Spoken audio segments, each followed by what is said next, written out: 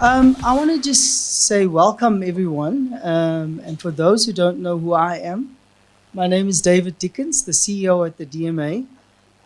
So I've been at the DMA for, I think, well over 12 years. I've sat on the board, and I then moved into becoming the CEO. I took up that role. I think the passion of the industry and living and working in the industry and seeing it evolve has been an interesting journey, and one that's still getting more exciting for us as we start putting in our new code of practice. Ladies and gentlemen, good morning and happy spring day. I think people have forgotten that it's spring day today. With everything that's happening in this country, I don't blame you. Thank you very much, David, and thank you for DMA for inviting us. As David said, we have a very good relationship, and I think the topic that I was given was to talk about the CPA and POPIA, but I want to spend a lot of time talking about our journey as the Ombudsman, from voluntary scheme to compulsory scheme.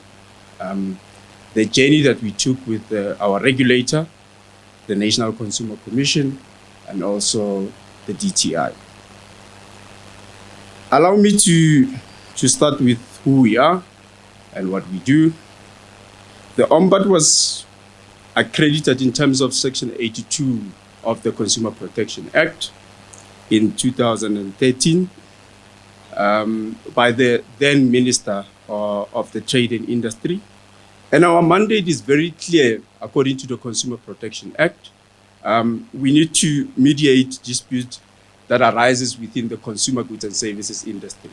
As David alluded, we are the first contact in terms of the regulator. So before the inception of the Ombud, all complaints in the industry used to go directly to the regulator, which is the National Consumer Commission. But with the accreditation of the Ombud, it means that the NCC doesn't deal with complaints anymore. And I think that's the journey that DMA wants to embark on, to ensure that all the direct marketing disputes are dealt by accredited dispute resolution scheme. And I think that's the journey that, David, you want to take. And we are supporting that journey, and we feel as the Ombud that we will support you throughout. We'll walk the journey with you. It's not easy. I know that the two acts, the POPI Act, as well as the CPA, it does give the regulators powers to accredit it and to give the DMA the right to become an Ombud. And I think it's very important to not only focus on the POPI Act, also look at what the CPA says in terms of that. And I'll touch on that as I go through my presentation. The other thing that we are mandated to do is to educate consumers as to their rights and redress should an industry member breach the CPA and the code. One of my responsibilities at the Ombud is to ensure that the industry suppliers comply with the code. And I mean, it's compulsory for all industry players. I mean, everyone within the supply chain of the consumer goods and services, it's compulsory for you to become a member of the Ombud and contribute in a form of fees to the operation of the Ombud. So if you are sitting here, you're not only a marketing person, but you also provide services and goods to consumers. Know that by law, you should be our member. So if you're not, let's have a chat after this. Otherwise, the NCC and the NCT will come after you. I mean, we know CPA it's an act, and we need to comply with. Failure to do that, we don't want. One of my slides will talk to the consequences of not complying with the act, and we know. I mean, you can be fined up to 10% of your turnover, or 1 million rand. So let's ensure that we comply. We do have, as much as you're going to comply with DMA, that focuses on marketing. So if you provide supplier, if you're a supplier providing goods or services, you need to comply with us. So let's ensure, and I think I spoke to David earlier on, let's walk this journey together to ensure that your members are also complying with the CPA provisions. And I think besides this event, let's have another forum where we're going to educate your members more about their responsibility in terms of the CPA. We also educate suppliers regarding the existence of the CGSO, complying with the CPA and the industry code of conduct. As I said, it's compulsory for suppliers within the industry to comply with the code and to comply with the provisions of the CPA. We are a non-profit organization and we are funded by the participant fees. So in 2013, the industry came together and drafted the code and submitted the code to the minister. And I always say to the suppliers, you are fortunate that your ombud scheme is funded by the industry. Imagine if the ombud was set up by the government. Imagine the red tapes. And I think all your members need to appreciate what DMA is doing in drafting the code and making sure that the code gets accredited. It's not the stick approach. It's more of a carrot approach. Because if the government was going to set up the ombud, it was going to be the stick approach.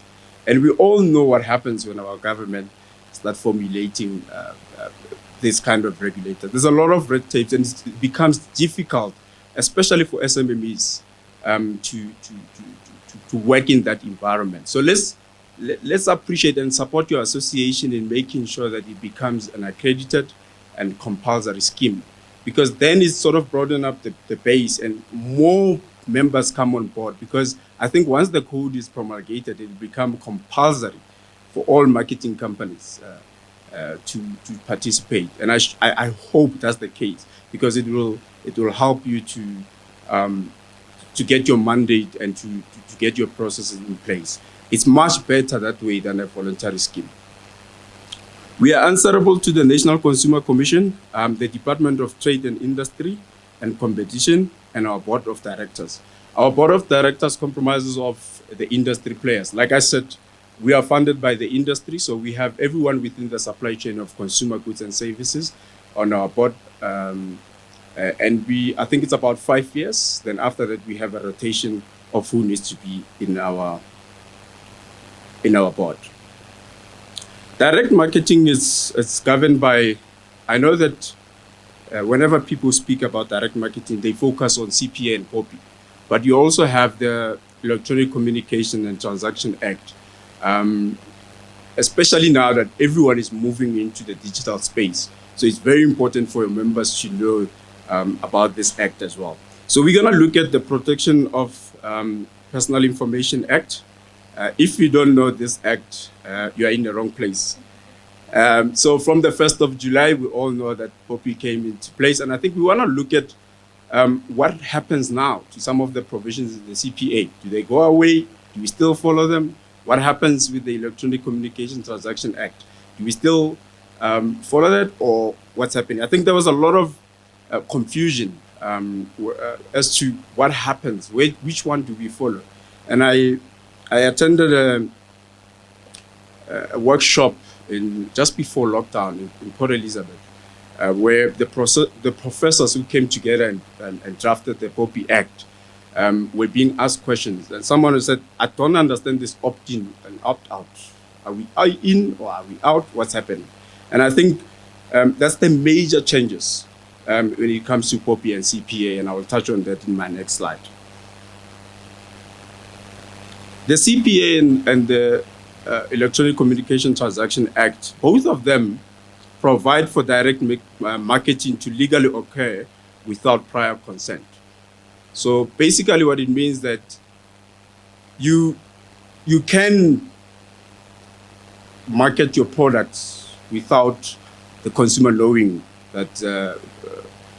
knowing about your product. But should the consumer say to you, no, I don't want your product anymore, stop calling me, that means now the consumer is opting out. And I think that's where DMA comes in. The only requirement is that the consumer should be given the option to opt out. This means that the direct marketing may take place until such time that the consumer opts out, register the preemptive block, or request that the marketer to stop contacting them. And that's why DMA comes in. And I was saying to David, I don't understand, after 22 years of the existence of the CPA, why the NCC didn't recognize you as the opt-out registry. Because the CPA Section 11 is very clear. They do have the powers. Why did we have to wait for Poppy to come on board for DMA to start running around and drafting your own code? For me, I would have accredited DMA a long time ago to become the ombudsman of the marketing industry. But I'm not a lawyer. I don't have the powers to draft CPA and all of that. There are certain requirements in the CPA that you need to adhere to. I've already spoke about opt-out. One which is very interesting, I was saying to David, I do get those calls on Sunday afternoon, sitting with my family, and I get a call, someone wanting to sell a product. And when I was doing my research, I looked at some of the sections in the CPA. It's not allowed. You're not allowed to contact me. So please remove me from your list if you're calling me. So Sundays, you're not allowed to call consumers on Sunday. You're not allowed to call consumers on Saturdays before 9 a.m. and after 1 p.m. And all other days after 8 p.m. or before 8 a.m. But I mean, we know you do get that call at 7 a.m. while you're driving to work. It's not allowed. And I think, David, that's where your office comes in. And I really hope that it becomes compulsory, because not everyone is your member in the marketing industry. So we need to tap into those companies that are not your members. And again, those that are members already, it doesn't mean that now that DMA is going to be compulsory, you're fearing what's going to happen. I mean, we are paying them, and are they now going to become that a strict regulator? No, it's going to make life easy for you. It's going to make sure that you comply with all the provisions in different codes, in different legislation that is out there as well. So support them and walk the journey with them. They're not going to become your NCC or your government. They're going to walk the journey with you. It might be compulsory, but they're not going to be your principal. They're going to be, it's a more of an engagement relationship more than anything else. I spoke about Section 11. Subsection 3 does give the NCC the powers to recognize or to appoint their own registry. And the conversation is that they wanted to have their own registry, but I still don't understand, when you have DMA that is already doing the work, why don't you just recognize? I saw that there is a protocol between NCC and DMA, but it focuses more on consumer complaints. It doesn't focus on you becoming the registry and making sure that all the people that don't want to be contacted are on that list. So hopefully with the accreditation of your code, this becomes law and it will be formalized. A person authorizing, directing, or conducting any direct marketing needs to ensure that they implement appropriate procedures to facilitate the receipt of demands contemplated in subsection 2. So if a consumer says, I don't want to be contacted, DMA needs to make sure that consumer is on the list and the list goes to the consumers. And the Act is very clear, what is it that you need to do? And that's why I always say, when you have a compulsory ombud scheme and the code that has been accredited, the code will be able to spread these sections and make it clear for suppliers to understand. Because if you look at the CPA, before the existence of the ombud, there's so many sections that suppliers didn't know that they need to do. Like marketing, how do we put our product out there? How do we market our product? The CPA is very clear, and the ombud is helping, we are helping all our members to ensure that they understand that. One of the benefits that you get in becoming our ombud is that we provide you with training on all CPA related matters, on all code of conduct related matters. I mean, it's the code. The code is there to make sure that you understand and you know how you need to conduct your business in the market. So I hope that that's the role that DMA is going to play once the code is promulgated. Like I said, I still don't understand why we don't have a registry, and I really have to applaud DMA for the work that they have been doing, and we are really, really, really looking forward to your code being promulgated. I know that I spoke to my CEO. She's currently reviewing it to see where she can help you guys, obviously with the journey that we took. And like you said, we're going to walk this journey together, and then we're going to make sure that your members also comply with some of the provisions that the ombud looks after. Like I said, DMA is already doing the registry. However, it is voluntary industry initiative that is only enforceable against your members, and this needs to change.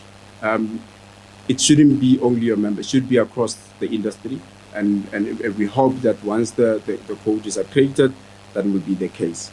I spoke about Electronic Communication Transaction Act. When you have time, please go through this act. Like I said, we are moving into the digital space. The act, there's about 9 principles in section 51 of the act that guides you on how you should be collecting personal information electronically. So if you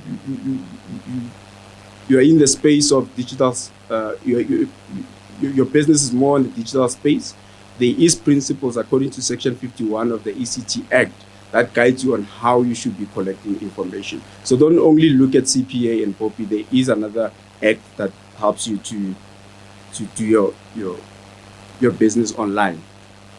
Like I said, the biggest change when POPI came on board the 1st of July is the opt-in requirement instead of the opt-out. So this means that the direct marketing is now illegal unless prior consumer consent has been obtained or the consumer is already an existing customer who had initially given consent and has not withdrawn that consent. So that's the biggest change, that don't contact me if I haven't given you the right to contact me. But we know it's still happening. And I think the journey that DMA is taking, it will help the regulator, the information regulator, to look after this kind of things, to make sure that they do not happen. Because currently, there is no ombudsman in that space. And I said to David, you are so fortunate that you are not taking the Section 82 route because DTIC was going to take forever to approve that code. So I hope you're taking the Section 60 of the POPI route, which is getting the code accredited in terms of the POPI Act. But again, you do have certain provisions in the CPA that I think you need to incorporate in your code. But like I said, you're more than welcome to come through to our office, and we'll help you in establishing those subsections. With the existing customers, you need to ensure that the consumer personal information was collected at the time that the consumer is required about the supply of goods and services. The consumer was informed that their personal information may be used for marketing purposes. I think these are some of the things that the DMA has already communicated to their members, but the Ombud is there to ensure that they are being followed. We still get marketing complaints, but I think I said to David, we need to establish. I know there's already a referral process between you and the NCC, but I really think when I looked at that process, I really think because NCC doesn't deal with complaints anymore. The Ombud is there to deal with all the complaints. So we need to look at how we can, move that referral process, not move it, but have another referral process between the Ombuds and yourself to make sure that we deal with this complaint. And I think even we can go as far as having an MOU to say, I know that we have an MOU with ICASA to say which complaints go to the Ombud, which complaints go to ICASA. So let's have something like that to say which complaints are you going to deal with, and once you are accredited, and which complaints needs to come through to the Ombud. But I know you've already started that conversation with the CEO.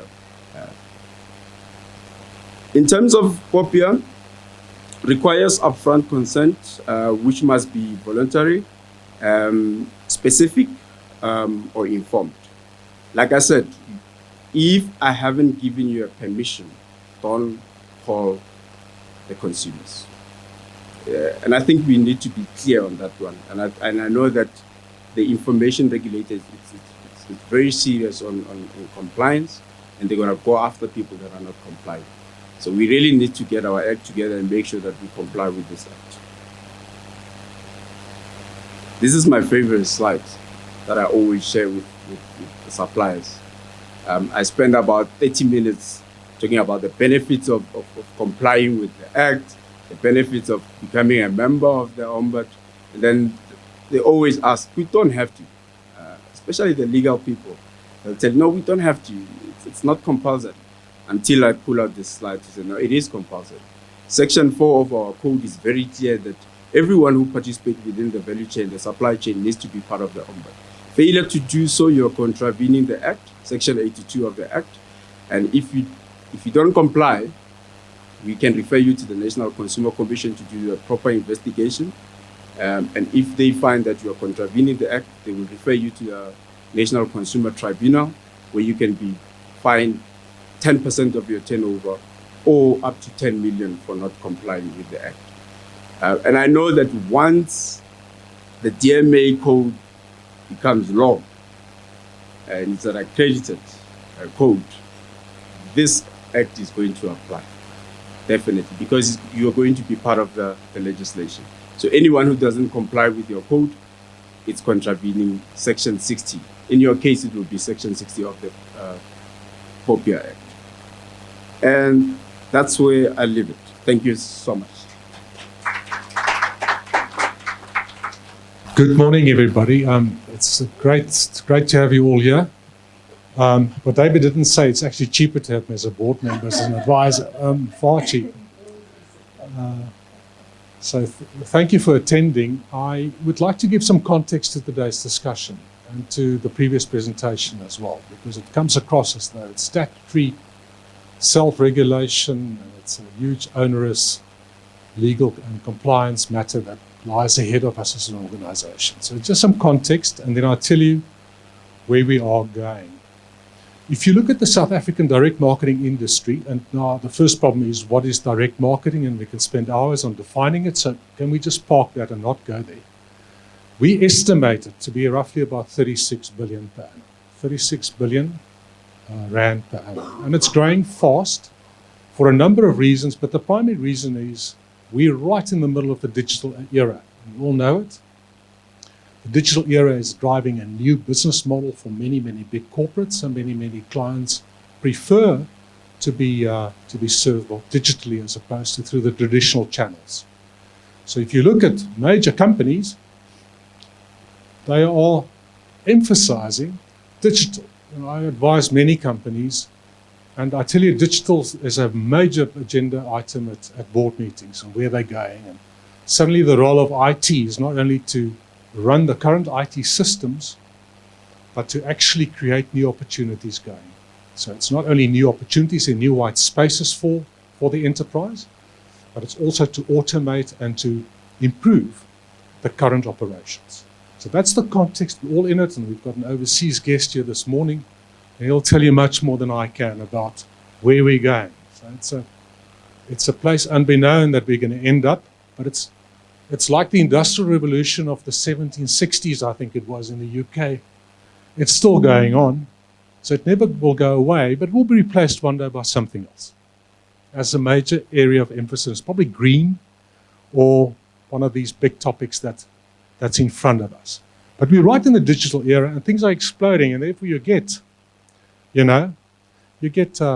companies like Amazon and all these that wouldn't have existed. I know Amazon is already old, and TikTok, and it's all digital companies, and they've got new business models, and they're a big threat to the traditional players in those markets. It's very disruptive what's happening. But the emphasis is on digitalization, and as a result, direct marketing is increasingly important. So this 36 billion I spoke about, you can expect to grow. So if you do your own strategic plan and invite me to come and help you, don't go for single digit or double digit. Go for triple digit growth numbers over the next couple of years, especially in the South African market. Big opportunities lie ahead for us. But what's also happening, and government realized it, is that this industry needs a bit of formalization. I said in inverted commas, you all know what I'm talking about. So there's some practices and behaviors that need to be installed also in line with international best practices. And therefore the information regulator was promulgated, and that was obviously preceded by two acts, the Access to Information Act and the Protection of Information Act. And I think that's the core focus areas of the information regulator. So just see that journey that this country is on. And I think it's for good order. You know, one can always have lots of things to say about regulation, over-regulation, and all these sort of things.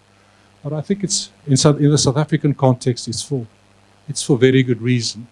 And pretty sure the UK has been through that cycle, and it's progressing well. So we're catching up, and we're a developing country. So you just imagine the context of where we're coming from.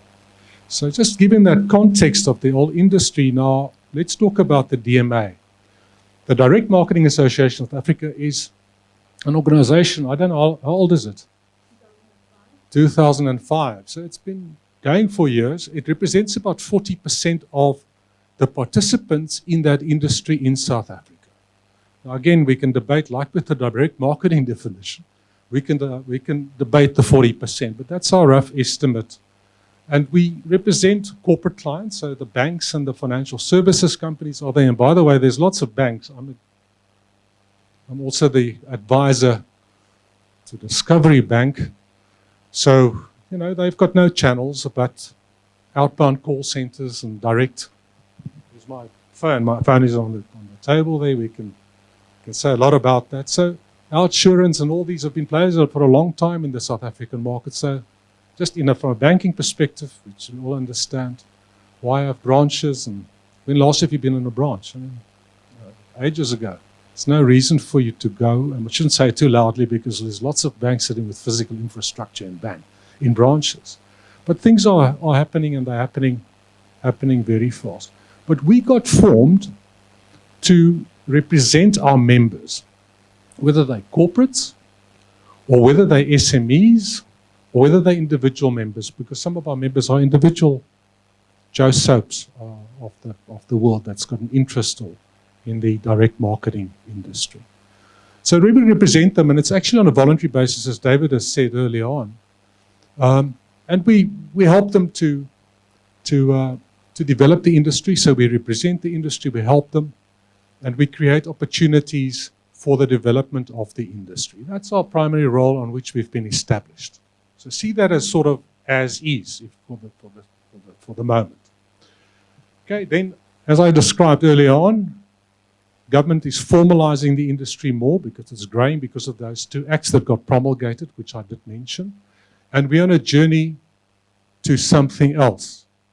And that's where the presentation of Katlego is absolutely of key importance.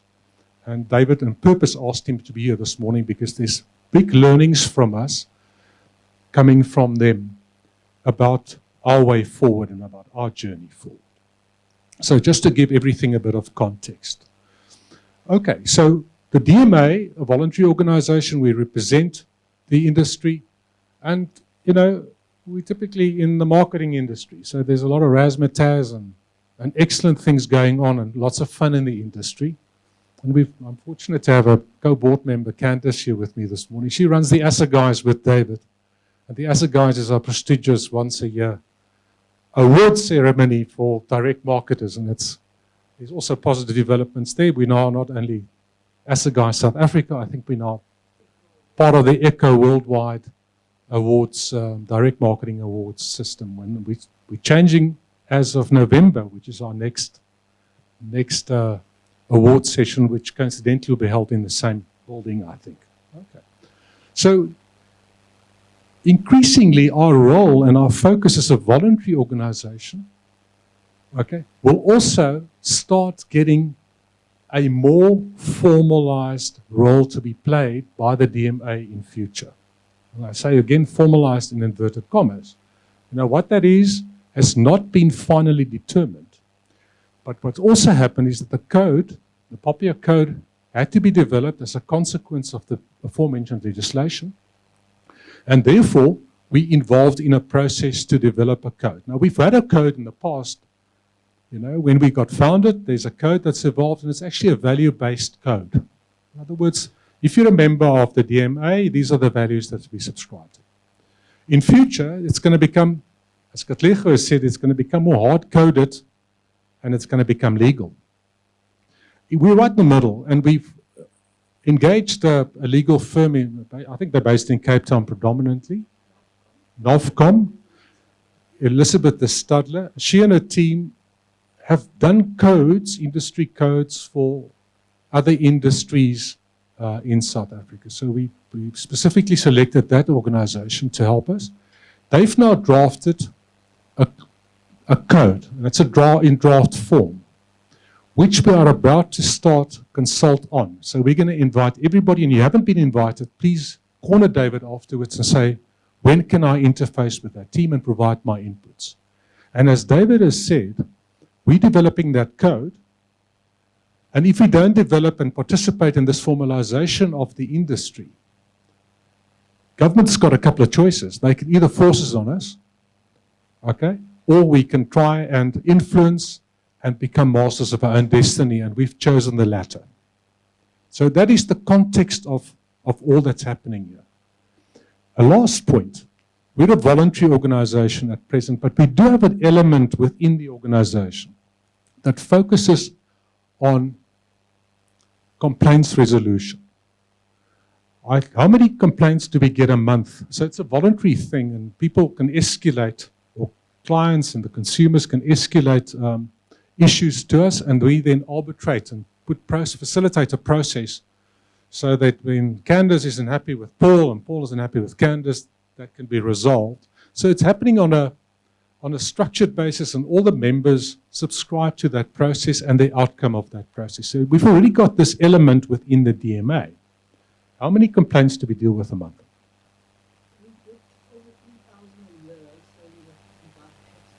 So 3,000 a year, you can do your own sum, okay, divided by 12, about 250 a month, okay. So we get that, and that role we see when our role in future becomes more formalized, will actually become a broader role and an obligatory role, as mentioned by Katlego in their case of their stage of development.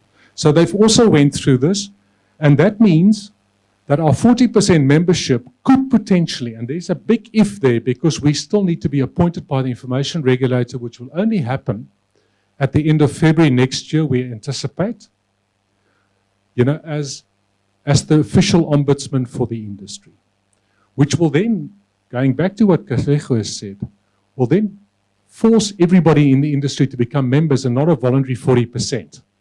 That is pretty fundamental to the makeup of this organization, of where you fit in and where you are members. So this is a membership organization driven currently, and whatever happens to us, we should never lose this membership-based organization that's there to develop, as I said in my opening remarks, to develop and support and grow the industry on behalf of its members. So we do, unfortunately, going to end up where we fulfill this role, but we've also got a more statutory role. So it's a bit like wearing two caps, and we still need to work that out as a board internally. How are we gonna do this? But we cannot do this unless we've been officially appointed in this role. If you follow that logic, but we are preparing for it, to be ready if that happens. It is logical that the DMA will fulfill this role because we've already got a big representation in the industry of players in the Direct Marketing Association. So that is the journey we're on. The context, so please, a couple of takeaway points. I think one must actually turn all of this into a positive and say the industry will, and I say, and again in inverted commas, because these things are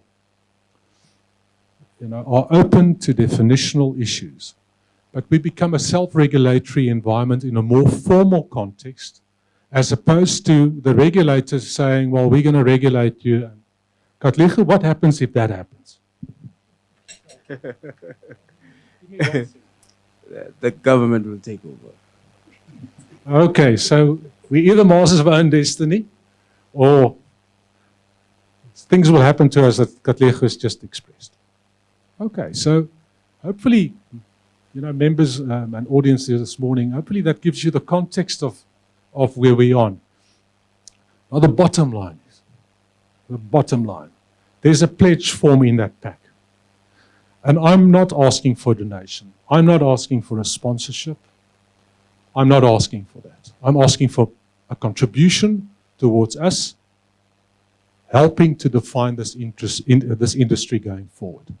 We need money to help us to pull this code through, to educate our members, And we're approaching all the corporates, including yourselves, to make a substantial contribution to the DMA over the next 6 months. So there's a pledge form. When you read the pledge form, please start reading bottom up, because the smaller amount is at the top. So I want you to start at the bottom. And please complete it and hand it over to David and his team. It is for our own interest. That's why it's not a sponsorship. You know, we can either co-craft and co-create where we're going, okay, or things will be imposed upon us. It is stark, black, white, whatever you want to use as a terminology for it. But we've got that choice to make, and the choice is ours. Thank you. Oh, the question, sorry. Hi, Paul. Or even David, I suggested this a while ago. You're an NGO, Associated Not for Gain, right? Do you issue Section 18A certificates for maybe something like this, or even for member contribution? Because I think that will drive, I raised it with Brian like 100 years ago, and I think that would drive a lot more positive response. It's sad, but if it's tax deductible, you will get a better reaction. Yeah. So, thanks. Key point. So I did go back into the history and the formula, how we were statutorily put together as an NPO. We went to the tax office, and SARS has changed the definitions. So they said to us, you are raising sponsorship to give back to the public. We had to fill in forms, put in our profile, explain our audits and where the monies go. What they said to us was, your stakeholders give you money, but the money and the education goes back to your stakeholders. So that circle is going this way, it's not going out. And that's what we've been doing. And by that definition, SARS says, if you were with CETA and you took 5 million and gave it to them and went to a township school and gave it, it would be seen as a contribution that would put us in line for an 18A. But we are contributing, your membership goes back to you. And that's where they said to us, we are not going, we actually got lawyers. We sent it to SARS. SARS rejected us. We went to Waterman's, and Waterman's. We paid a lot of money for them to go and argue, and they held firm to that 18A. They said to us, look, what SARS allows is for companies to claim it as an expense. So that's one of the breaks that companies can get. Hello and welcome. My name is Emma Chu. I'm Global Director of Wonderman Thompson Intelligence, and I'm very excited to be taking you on a journey into the metaverse, really looking at this new digital frontier and seeing what that means to our everyday lives, to businesses, and more importantly, what this means for our future. So before we dive into the metaverse and look to the future, let's take a little journey into the past. Remember back in the 1990s when we were questioning what is the internet? Well, that period of time when we were really speculating where the internet is, where it will take off, who will be adopting it, well, that sentiment, that sort of questioning, that's very much happening in the same way as we question what is the metaverse. So looking at the internet back then to where we are right now with the internet is not something we question, and we stopped talking about the internet with a capital T for the and a capital I for internet. So now as we head into this new era of the metaverse, really we think of it as an evolution of our digital behaviors and our digital habits. What's great for everyone here is that we have done the hard work for you. So our team have put together a report called Into the Metaverse, and it deep dives into understanding where we are when it comes to our tech and digital threshold, and also really speaking to key experts across the industry to underpin and explain what the metaverse is. It's definitely a hot topic, everyone's talking about it, and we are here to help you fully understand what it is. So let's pause for a moment and understand why we're talking about it. Why is the metaverse happening now? So according to a survey that we ran within the report, we've noticed that technology has become a really intricate part of our everyday lives, where 76% of global users agree that everyday life and activities really depend on technology. So that everything that they do, more or less, they are reliant on technology, whether it's for reminders, whether it's for work, or even well-being. 64% say that their social life depends on technology, and I'm sure during 2020, at the height of the pandemic, that's when we felt it most. And then at the end, this stat I really like, where 81% of people say that they switch on digitally to unwind. So actually turning to technology for this sense of wellness, needing to switch off, but actually they're switching on in order to do that. So we've got to a point in our lives where we're turning to technology for a variety of reasons, and it's helping us for all aspects of our lives, whether it's a social aspect, for work, for health reasons. Technology is becoming an intricate part of our everyday lives. Now, I'm not going to make you wait until the end of this presentation to fully understand what the metaverse is. I'm going to explain it right now. So in a very quick one-sentence sweep, the metaverse is essentially an extension of our lives that's enhanced by technology. The way we are talking and understanding the metaverse right now is that it's a series of virtual worlds, and there's a reason why the games such as Fortnite, Roblox, Minecraft, they're cropping up time and time again as we talk about the metaverse. It's because they're helping create these virtual worlds where people can dip in and out of, but these worlds are continually existing, so they're perpetual. And they are bringing people together in these three-dimensional environments. The next iteration of the metaverse will see these virtual worlds become interconnected. So having one online version of yourself be able to move between these worlds would be a great next step with the metaverse. And ultimately, where is this metaverse heading? So in the future, the metaverse will be an interconnected and limitless world where our digital and physical lives fully come together. So imagine a world or a reality where you're going about your day in the physical world, but you're able to bring up digital layers whenever you want, or perhaps it's just always there, this digital layer, because you asked for it to always be there. So the way we will understand the reality of the world in the future will be very different to how we're seeing it right now. And as you can see already, our digital landscape is looking far more three-dimensional, far more like our real life, and it's hard to distinguish what is real and what is not. So we're seeing these two elements already converging from an aesthetic level, and in the future, when technology advances, we'll start seeing that come about in the real world too.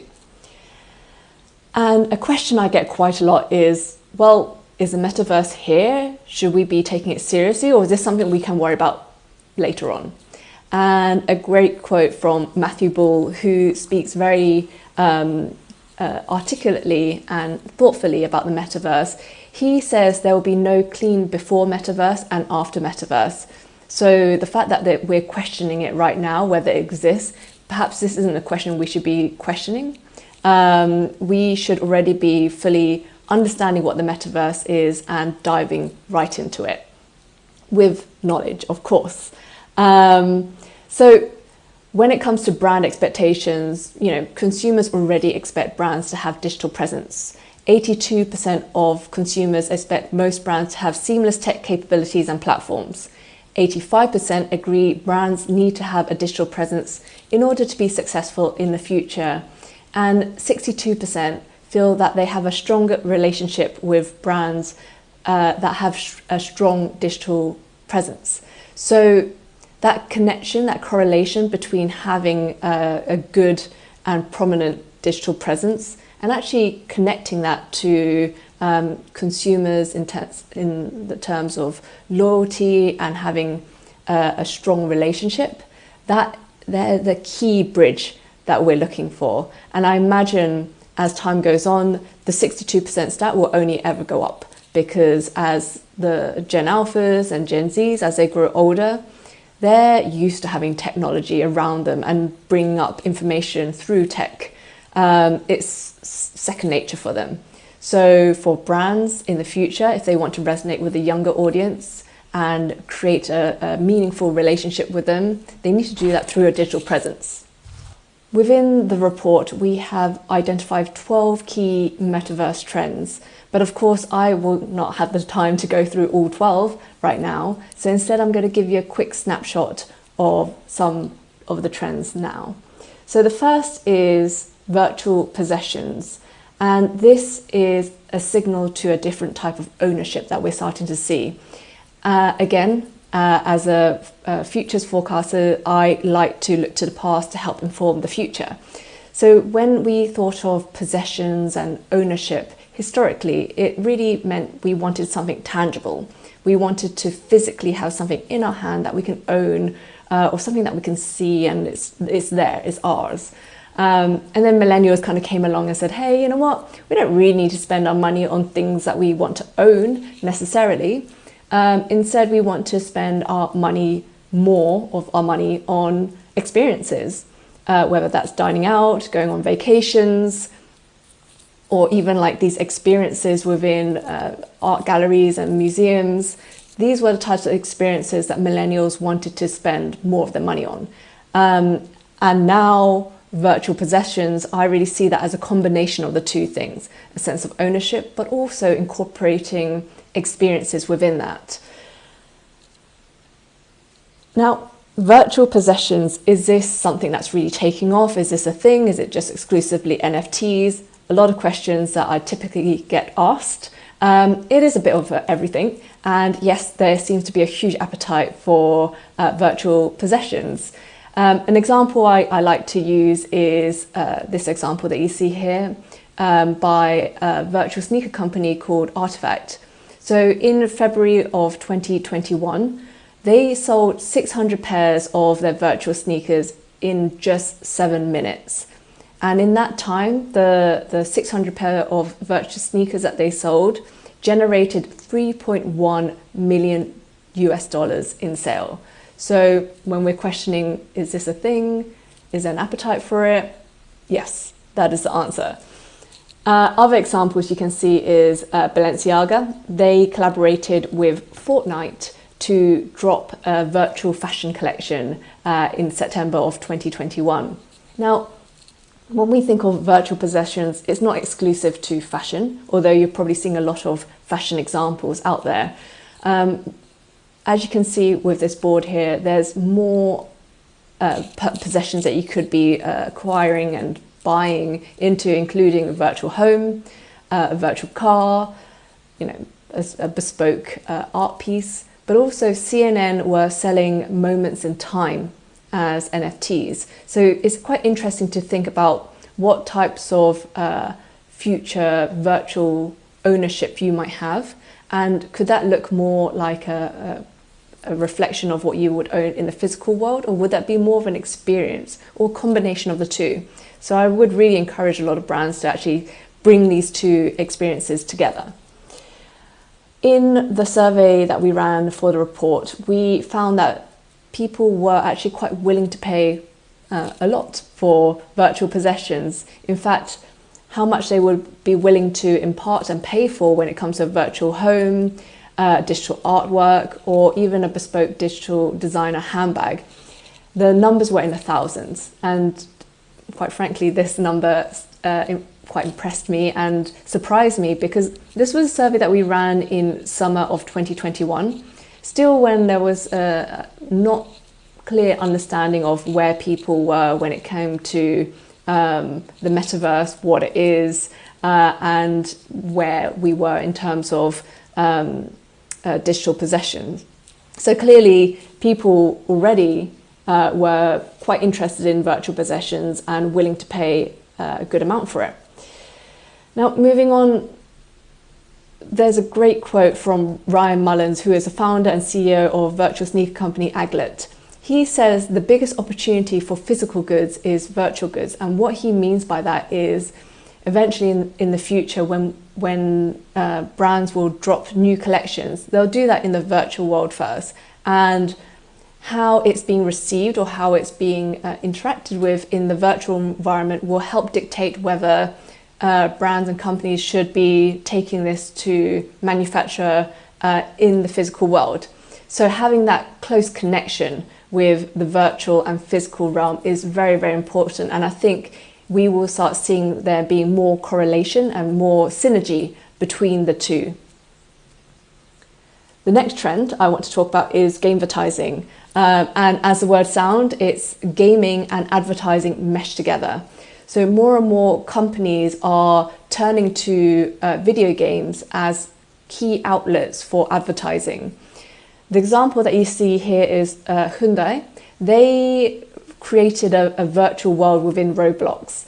And it's interesting that they did that within Roblox because Roblox has quite a young playership. So I think there's 67% of the players on Roblox are under the age of 16.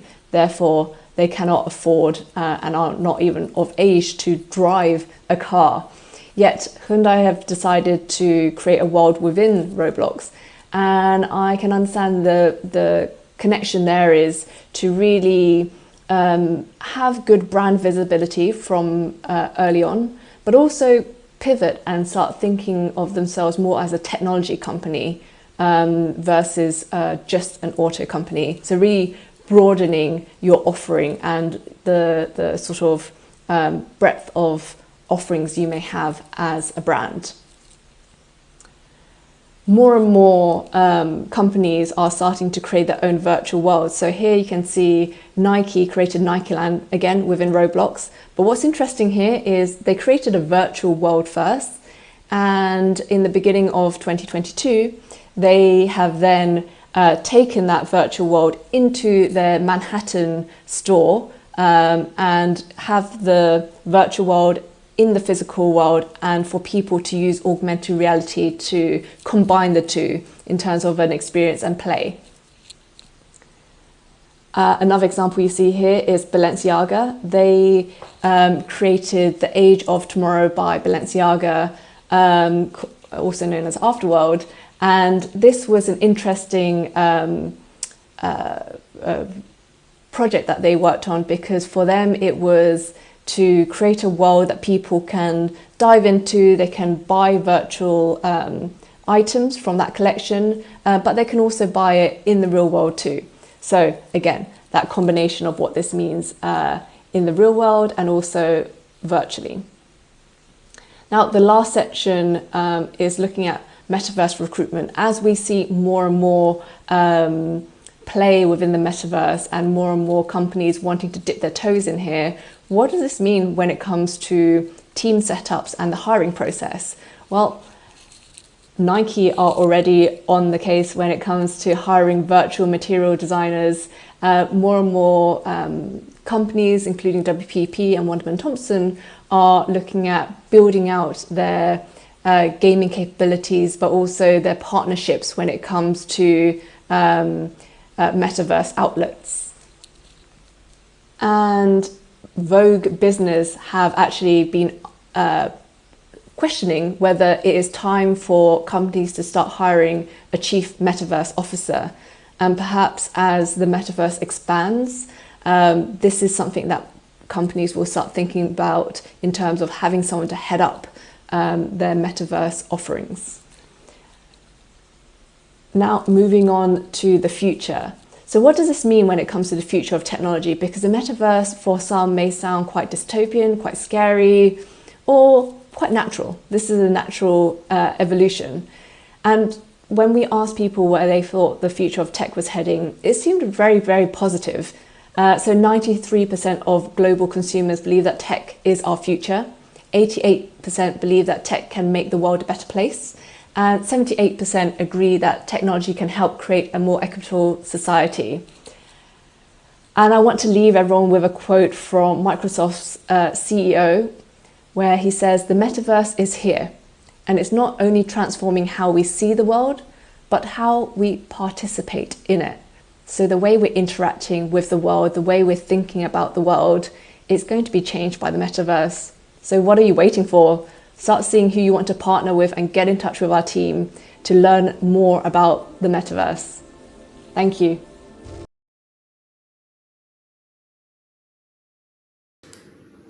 Hello and welcome. My name is Vicky Grant. I am the CEO of the Dragonfly Agency UK and South Africa. The theme of this national tour is to innovate, integrate and inspire direct marketers. I hope that I can inspire you today with my presentation on direct mail, the trends we have seen over the last couple of years in the UK and our predictions for its development in South Africa. Whether your business is looking for short-term gains or long-term success, direct mail delivers throughout the customer journey. It's the perfect channel for both activation and brand building strategies. It is also an important part of a wider omni-channel approach. Using direct mail as part of your media mix helps to improve customer experience and reinforces messages at all stages. Many businesses have different goals. For some, it is to drive awareness, acquisition, or build loyalty. For others, it is to simply inspire advocacy or reactivation. We have seen that for whichever objectives your business is striving for, direct mail can deliver on all levels. Let's address the elephant in the room first. I understand the reticence to direct mail in the South African market and the perception that it is expensive and unreliable. However, I would counter this opinion with the fact that we have been working closely with SAPO, marketers and suppliers to address this issue. Today we are delivering 95% of our direct mail packs into the South African mailbox within 10 days of mailing and delivering ever-improving ROI to our clients. In fact, results from a large financial services business states that direct mail is now their second most successful channel in terms of ROI, with 21% of their revenue apportioned to direct mail. There are multiple case studies showing that this is really starting to work in South Africa. To further support the case for direct mail, when POPI came into force in July 2021, it enforced the consent of individuals to be marketed to through digital channels. Direct mail does not require such permissions, making it, at the very least, a compliant and efficient channel for marketers who have not received the relevant permissions for digital communications. In the midst of all this uncertainty, the world was rocked by COVID, which not only changed our lifestyle, but had direct consequences for direct mail. Everyone was told to stay at home, to shield ourselves from other people, and minimize contact where possible. We learned a whole new way of living, as well as a whole new vocabulary. Quarantining, self-isolation, WFH, social distancing, Zoom, you're on mute, all became the norm. We also spent a lot of our time on our mobile devices or computers, staying connected with loved ones and the world outside our home. We ordered food online. We did our grocery shop online. Teams and other video calling became the normality. However, we all saturated ourselves in digital activity. While we all know that digital advertisement impressions are extremely cheap, they only last on screen for less than half a second, whereas mail will last in the home for a week or more. So how did this change our perception of the printed direct mail piece? Sadly, when the pandemic struck, SAPO closed their doors and mail was not delivered. However, in the UK, the marketeers were at the forefront of the competition and they took advantage of people being in their homes. This was the perfect opportunity and platform to engage with a customer base that had our full attention. Results proved that this channel worked. A huge 96% of people engaged with mail during lockdown, saying it made them feel valued and they looked forward to receiving printed communication in their letterbox. Of that, 38% of people bought or ordered as a result of receiving direct mail. As you can see with these engagement statistics, the consumer connected better with the recognised brand when receiving direct mail, as they felt a more personal connection, a sense of loyalty, and were more motivated to be driven online or in store and to make a purchase. Perhaps most impressively of all, neuroscience reveals that the brain responds more strongly to mail than to social media or email. Perhaps this is purely down to the tactileness of the mail piece, the ability to read it in one's own time rather than digital communication that gets lost in the mailbox. There has been a 70% year-on-year increase from direct mail driving the consumer to relevant websites, using QR codes, redeeming offers, and then becoming a loyal customer to many brands. Interestingly, the biggest rise in engagement came from 18 to 34-year-olds, who we would expect to be the typical millennial and only interested in online activity. When you add this statistic to the fact that 64% of South Africa's population is under 35 years old, this strengthens the opportunity that direct mail as a marketing channel is extremely powerful in both acquisition and retention. Since COVID, the UK has seen continued growth in direct mail interaction. The advent of hyper-personalisation and effective targeting has shown that the proportion of mail driving customers to a store or website has doubled, according to the joint industry currency for direct mail. We see no reason why this would not be the case in South Africa, and is indeed being proven by businesses we work with in the South African marketplace. South Africa has utilised primarily digital communications for many years, and we are not for one moment suggesting direct mail would replace this. We have witnessed, however, that careful and strategic use of both digital and direct channels has delivered significant uplift in response rates. Marketing channels should not work in silos, but be complementary and work in conjunction with each other. Some interesting statistics to note include that in this ever-changing digital world that we live in, a whopping 70% of people surveyed in the UK said that they feel they receive far too many emails. It is then interesting to note that an average piece of direct mail, as I said previously, stays in the home for up to 17 days before it's discarded.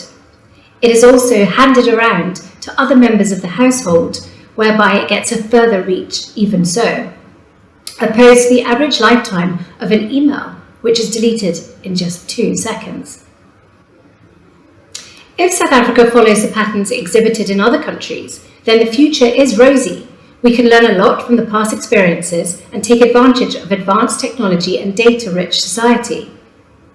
We need to be careful not to resort to the days of carpet bombing, as happened in the early years of direct mail.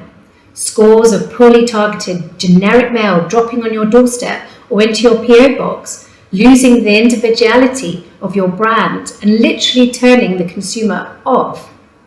Not dissimilar to non-focused inbox junk mail folders on your email platform. Instead, we can hyper-personalize direct mail in the way that you do through digital channels, making it relevant and about the individual. For example, we can personalize the printed piece not just with text, but by imagery too. So a mailing of, for example, 100,000 items can be completely bespoke to each recipient. Consumers are generally 7 to 10 times more likely to respond to well-targeted and relevant direct marketing.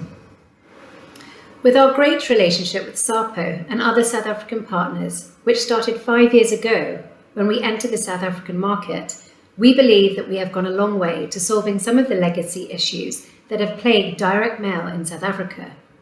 Our mail volumes since COVID have increased back to pre-COVID levels and continue to grow monthly, with existing clients mailing more and new clients coming on board.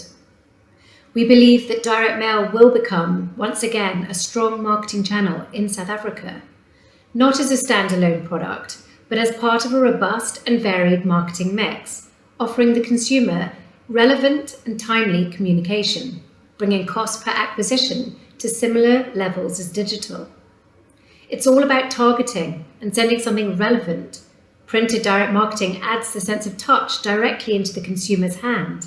This makes the channel more engaging and therefore allows for the piece to be passed to the other members of the household and even visitors. The ability to bypass Google with QR codes is now being widely used. It's very rare to see a printed piece of direct mail that doesn't have a QR code to link it straight to a website or personalized URL, so they can prove attribution. Finally, sustainability. Go paperless, go green, and save trees are common messages as many organizations encourage their customers to switch to electronic transactions and communications.